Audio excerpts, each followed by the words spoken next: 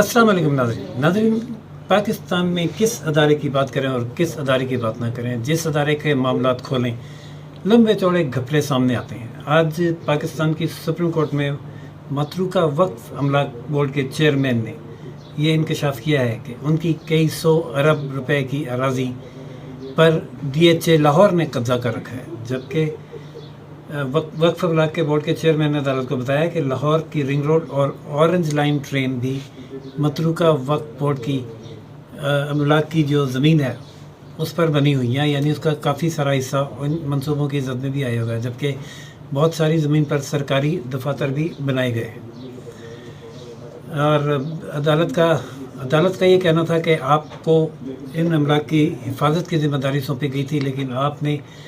अदालत के हुक्म के बावजूद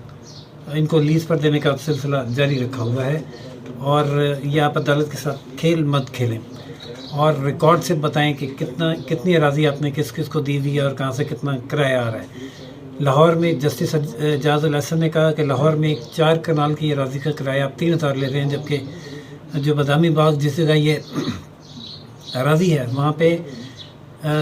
4 मरले का किराया भी कई हज़ार है, लेकिन आपने इस अदारे को मजाक बना रखा है।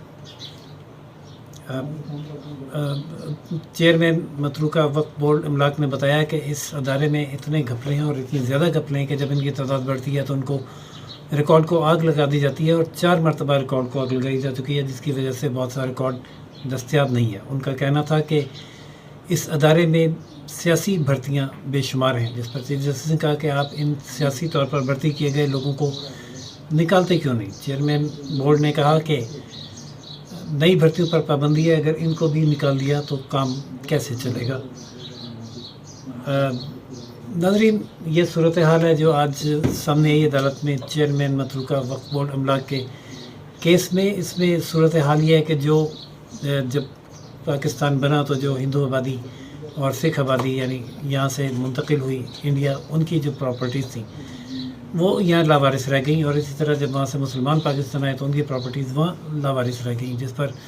दोनों जानिब के वज़ीर आज़म में एक मुआहिदा हुआ कि इन प्रॉपर्टीज़ की हिफाजत की जाए और अक़लियतों को उनके हकूक़ दिए जाएँ। जिसके बाद हुकूमत पाकिस्तान ने ये मतरूका वक्फ बोर्ड अमलाक तश्कील दिया 1960 में, जिसके ज़िम्मे इन तमाम प्रॉपर्टीज़ की देखभाल करना, मेंटेन करना और उनका किराया लेना, और जो मजहबी इबादत गाहें हिंदुओं और सिखों की उनकी मेंटेनेंस करना भी उनके मैंडेट में शामिल किया गया। और वहाँ पे मजहबी आज़ादी देने का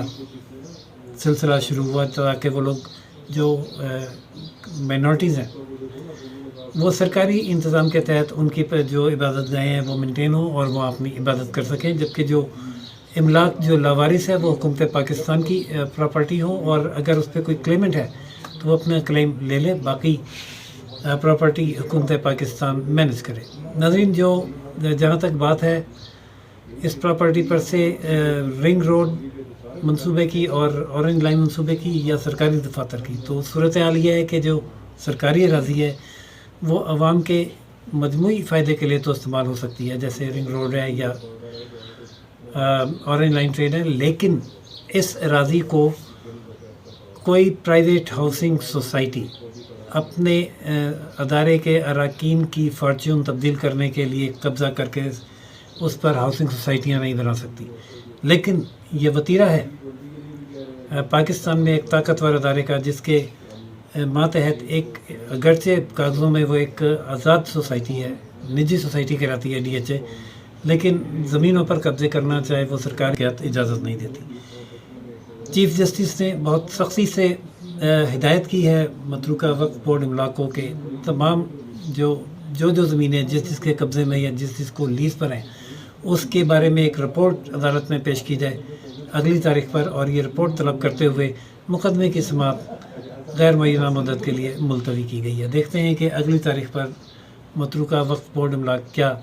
रिपोर्ट पेश करता है। जो भी अपडेट होगी उससे अपने नाज़रीन को आगाह करेंगे। चैनल लाइक, सब्सक्राइब और शेयर करना ना भूलिएगा। इजाज़त दीजिए राशिद वीर को रोशन पाकिस्तान न्यूज़ से। अल्लाह हाफिज़।